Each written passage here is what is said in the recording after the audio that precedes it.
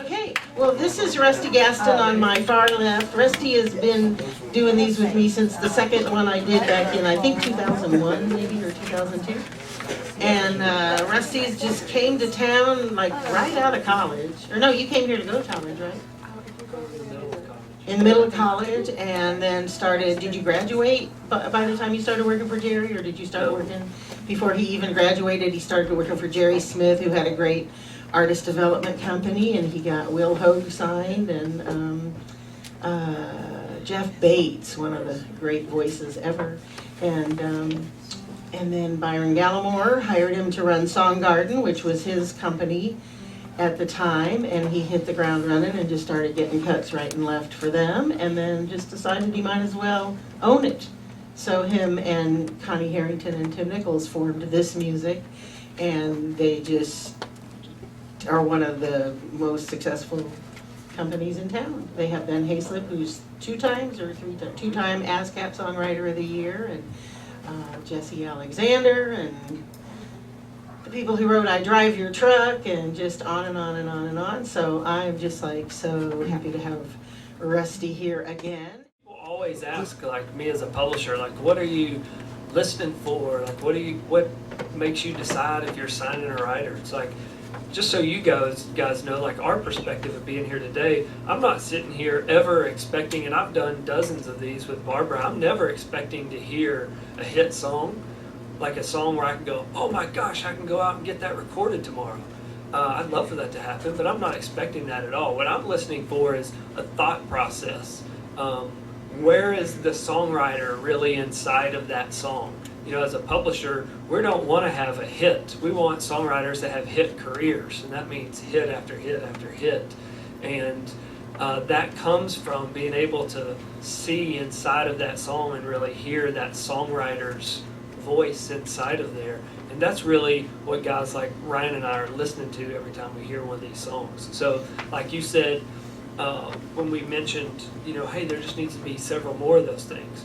What was great to me is you had one in there. You had a couple, like you already had a couple of pieces. And then as time goes on and people hear more of your songs, if you consistently have more and more of those little elements, well, then you start going, hey, there's a real songwriter in there somewhere. You know, and another thing I want you guys to recognize, because you heard Ryan say something about emotion, I said something about emotion. Lots of times, sometimes some songwriters hear that as, they hear the word emotion meaning it's a ballad, meaning it's a tear-jerker, and that's really not what we're talking about at all. It's really, great songs are real-life human emotion set to melody. And so it could be a great, fun, up-tempo song that's really getting an emotion of joy, or just, you know, that feeling you get of punching out at 5 o'clock on a Friday after a long week. You know, there's a lot of emotion in that, but there's also an equal amount of emotion in, you know, a song about cancer or something that really rings to your heart. And I tell people a lot of times, like, if you take a song like Live Like You Were Dying and you take a song like Honky Tonk Badonkadonk, both of those songs deliver the emotion they're trying to get across on 10, on the highest level possible. They're definitely, you know, focusing and trying to get a different emotion across, but they are both delivering it at the highest level possible. And that's what really, really rings true with people. That's when people are able to put themselves in that song, and they're able to relate their story step by step with every word of that song. And that's your goal and what you're trying to get to. Here we go. To me, it's sort of like when an actor is acting and you're watching a movie and an actress is crying over whatever this particular scene is. You'll lots of times hear them talk about, they may be thinking about their dog that died when they were a little kid, that's actually generating the tears that makes it appear that they're crying over this boyfriend that just left them. And so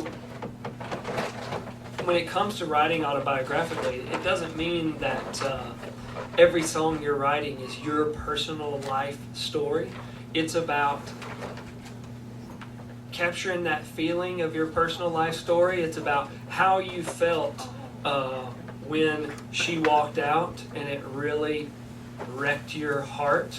And then you can write that into 50 different scenarios in songs. But mainly, you're staying in touch with that one real emotion of your life that really, really affected you. And how do you translate to make other people feel that? And if what you're writing can generate recreating that feeling inside of you, then it's going to bring out real honesty in your writing. I would say I'm going to make my decision on whatever I'm passionate about for that songwriter. If I believe they can write hit songs, I'm going to hopefully put them in positions to write hit songs. I'm not necessarily going to be attracted to a writer that spends most of their time writing Americana songs, just because it's not something I'm personally passionate about, and not something that I know I can go out and really get recorded other places. If they already pre-existing kind of had that going, and I promise you, the second they get a whiff of having a song that's commercially successful, they will never go back to wanting to play Americana songs at a folk festival. Once they get an ASCAP check for $150,000 and then another one comes in, they don't want to get back in their car and go down to Bell Buckle and play a folk festival. That's going to stop real fast.